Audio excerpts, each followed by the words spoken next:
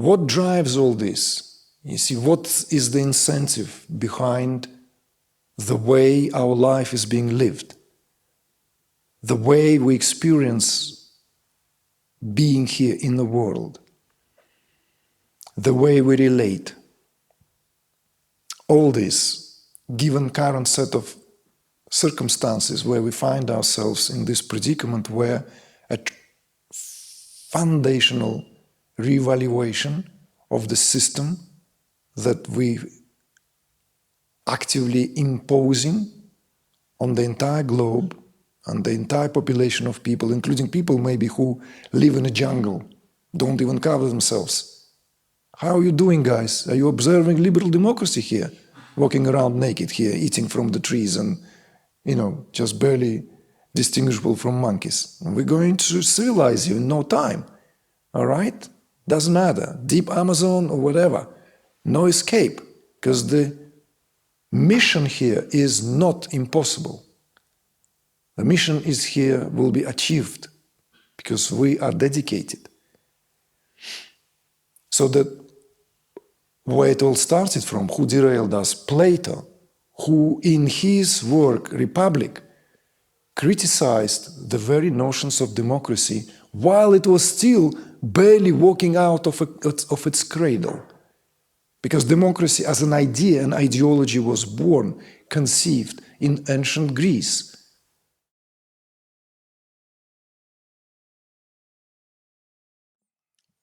Philosophy as a,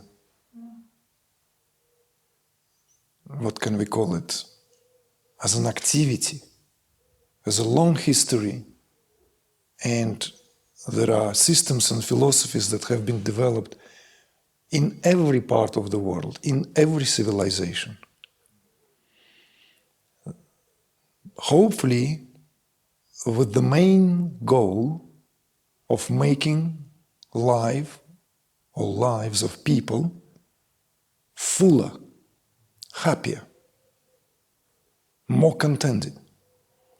Of course, there are veins within the philosophical systems characterized, for example, in what can be seen very clearly in the existential schools of philosophies that have been developed and thrived in Western civilization as near as the 19th century, in particular, throughout the early phases of the 20th century, kind of gradually waning its importance out by the second half of the 20th century, where knowledge for knowledge's sake, philosophy for the sake of just, like, you can see that particularly in the work of someone like Schopenhauer, who is considered to be very, speaking in like plain language, very snobby, elitist.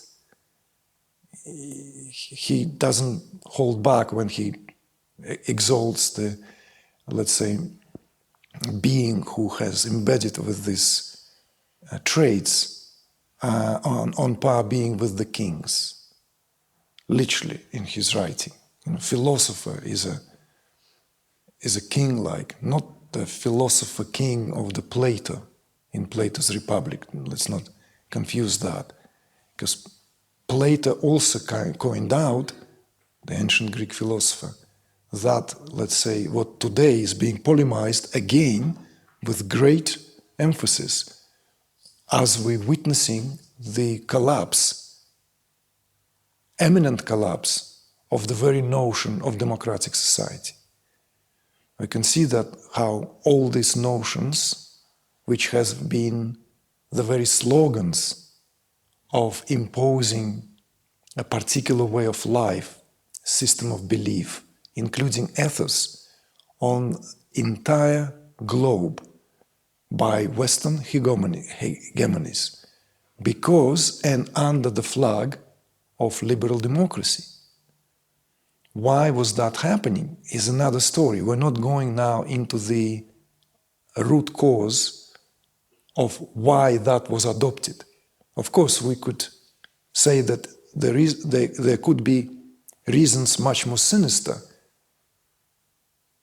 discarding the potential that there is some infused with novel and noble ideas to bring that as a universally shared value, what liberal democracy is supposed to stand for. And all of us know what liberal democracy is, right? I hope.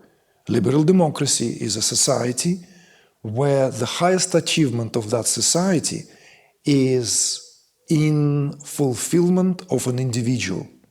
That's what liberal democracy is. There's two terms, liberal democracy. It's where the individual can find the greatest fulfillment in that particular system. Individual or individuals' desires, aspirations, and will is not sacrificed for the greater whole, you see? As in many civilizations and societies which have been considered to be more, let's say, coming from a place where the society is greater in its importance than the sum total, not the sum total, where the individual parts forming that society. We can go as far as to say that historically, let's say, analogies of totalitarian societies existed already in ancient Egypt, for example, or anywhere where that system of hierarchy and everything was implemented into the very ethos of a particular society, right? So the liberal democracy meant to provide a kind of a blanket where it is understood to be the pinnacle of human, let's say, thought or idea with regard to how we ought to coexist together. So, again, we're not going to go into an analysis of whether that is true or not, whether this really has been carried through, or whether this has been used simply as a slogan to justify maybe the agendas of the Illuminatis. Why not? It doesn't sound anymore in conjunct with what we're witnessing in the world. Maybe 30 years ago when we say Illuminati, like, yeah, okay, right? Or we can just get completely lost ourselves if we go into David Icke's wild ideas of Anunnaki, where then Anunnaki is equated with Illuminati. So to make it very simple, because they cannot consider our kin to have human traits, purely human, if they are knowingly doing that, right? So there must be something lizardy about these creatures, because the humans cannot do this. So whether this is a regress into the lizard portion of the brain, that walnut size, total utter regress to that state, which is unlikely because that goes against the grain of evolution, or they must have come from somewhere, from outer space. And then, planet is quite good, look at it, nothing to complain. It's like so different, so beautiful. You go here, lovely, sunshine, sunbathe, this ocean, sun, like, you fed up from that, you go up north, you go up, you go down. It's just like, Earth is so beautiful. Of course, every Anunnaki will come here and think, wow, gosh, and these stupid humans have it all for themselves? No way, we're going to organize that. Listen to me attentively, please. This is kind of like, I cannot do it differently. It's a confession, okay? A revelation, self-revelation. As I plan to do the delivery, something else begins to mess things up, and I would do my best to come out of this. But maybe the way it wants to express itself carries potentially something that otherwise purely metaphysical discourse will fail. I hope. Fingers crossed. So, what drives all this? You see, what is the incentive behind the way our life is being lived? The way we experience being here in the world? The way we relate? All this, given current set of circumstances where we find ourselves in this predicament where a foundational reevaluation of the system that we actively imposing on the entire globe and the entire population of people, including people maybe who live in a jungle, don't even cover themselves. How are you doing, guys? Are you observing liberal democracy here?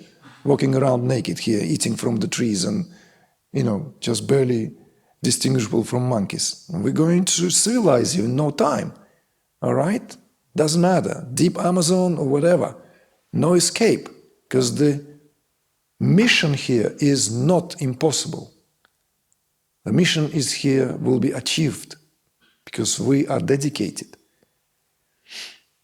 So that where it all started from, who derailed us? Plato, who in his work, Republic, criticized the very notions of democracy while it was still barely walking out of its cradle. Because democracy as an idea, an ideology was born, conceived in ancient Greece. Democracy was a novel idea in Greece and also was considered to be the highest achievement of Greek thought. Demos, the rule of the demos, that's what democracy in its original connotation means. The rule of the people, demos means people in Greek. So Plato already spoiled the whole thing, we could say. Instead, he showed the potential ways of how democracy could suffer, complete and utter opposite of that, in a flip of a coin. Democracy and autocracy follow hand.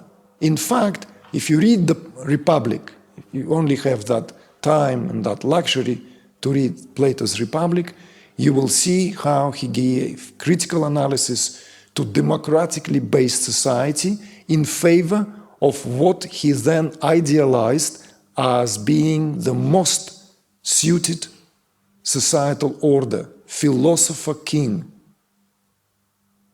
means enlightened ruler. It literally means that. Philosopher king in Plato's Republic equals to enlightened ruler. And he presses forth a convincing argument why that is the only way for society truly to implement the ideas of true equality, compassion, ethos, and like all these Platonic values, if you remember, or any of you who have delved into our Yoga of Integrity online course, which introduces these Platonic values at a very accessible level so as to give that scale, that line, right? At the base of that line are these Platonic values, which are constants. So there are Platonic values and there are Platonic constants, not to be confused.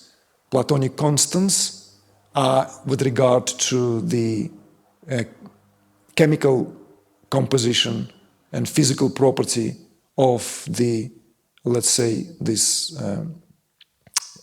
geometrical structures, right? Tetrahedron and so forth. Whereas Platonic values are in relation to the psychology of man. And at the top of that, what is divided by that line is what we refer to as human condition.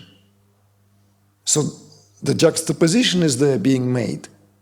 That what we are at the base value versus that what we often consider ourselves to be by virtue of erroneous, let's say, perception, perspective. It's just happened that our current civilization, in its, let's say, disciplines such as psychology, have, it seems, hopefully it is now being shaken as we speak, settled on the idea of human condition. Do you all know and understand what human condition means? Shall we touch upon that? Yes, no? Yeah? So human condition is basically an admonition that the traits that we all understand and know to display weakness in our psychological makeup are incorporated into who we are. You see? Look, in other words, if I do something which is ethically wrong in relation to someone else, it is justifiable. We're all humans after all. That's what it means, human condition. So if I lie, human condition. If I betray, tough, it's like happens to all of us. If I do this, if I do that. In other words, moreover, and I don't want to just go there because I would like to give us, to come out of this to what we said to discuss, but on each value, which is eternal, that's why it's called Platonic values, they are not subject to change. They're not subject to alteration. If it's truth, it is truth. You see? If it's compassion, it means compassion. If it's love, it means what it means.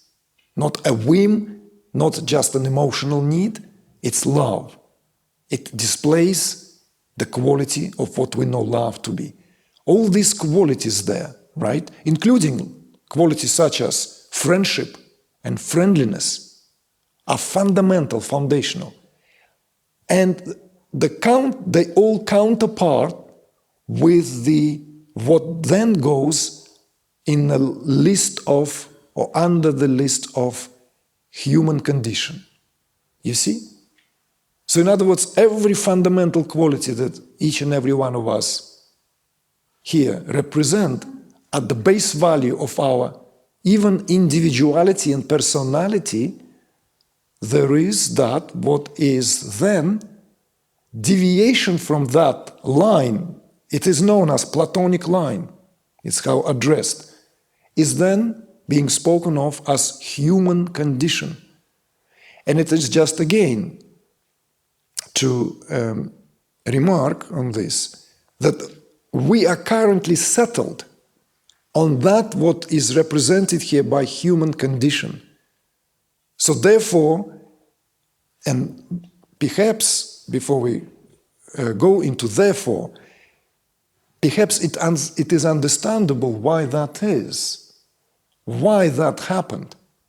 Because the overall, let's say, prevalent ideas that are now the forces, the underlying forces in our society are the outcome of what our day and age is characterized, and that is the decline of spiritual and religious values for the reasons that we can examine separately in terms of what the spiritual and what the religious values here represent, the ethos, the codes of conduct, right? The niyamas and niyamas, the commandments, all this, and how in the secular, largely secular society that Western pluralism and liberal democracy is characterized, right? It's a very important feature. You can mind your own business and you can do your own thing. It doesn't matter. It whatever ticks your fancy. You can believe in Christ. You cannot believe in Christ. You can be gnostic, you can be agnostic, you can be atheist or theist. That's what the society sets here for everyone as a norm. But with that, deterioration of values that being held are only an outcome. And I invite all of you to look into it on your own, why that is. Why that is an inevitable outcome. So the reason here of settling on human condition in all the prevalent schools of psychology is understandable, because everything else considered to be too high and, let's say, an ideal or etalon to rise. See? Whereas if you look at, let's say, the arguments posed by the aforementioned Plato and many other thinkers in various cultures, were pointing out that what we are in essence, what the foundational ground of our, let's say, personalities and individualities, is nothing other than these very foundational qualities, which can be then spoken of in terms of even this now, borrowing it from Sanskrit, like Shivam, Satyam, Sundaram, right? The goodness, the beauty, and the truth. All this is exemplified in terms of the very, very core, or the very essence of who we are at our core. So this is where I would like to move from in terms of this kind of like just a brief outline of how certain ideas and ideologies become prevalent and where we find ourselves because we inadvertently begin to share this one way or another, because we all are raised in this climate. We raised with this, suckled it, as it were, at the bosom of the very, very culture, which is a prevalent one. So it takes tremendous insight, discipline, and effort to separate wheat from the chaff. In other words, to separate true from the untrue, to see who we are and where we are actually anchored all along, as opposed to all this, what continuously divides us within ourselves, is these divisions this way, that way, and how that then in turn divides us. And then, of course, it's easier to accept the Anunnaki theory that some lizards cohabited with the human race and they formed the elite of society, and there's no way out of it. We live in a prison because these lizards are very powerful. They're kings and queens and this and that and Rothschilds and what other Rockefellers, maybe they're not lizards, but maybe they are their best friends. I mean, please take it all, it's tongue-in-cheek. I don't want it to be held accountable for exposing suddenly the underlying structure of the world. Who knows? I don't know. I don't know. All I know is what I know. The rest I don't know. So let this be just a kind of a warm-up, a prelude on a warm day as it is. And let us now look into this from the perspective which is unique to Trikashaivism, so as to give us now that, let's say, crushed course, the recap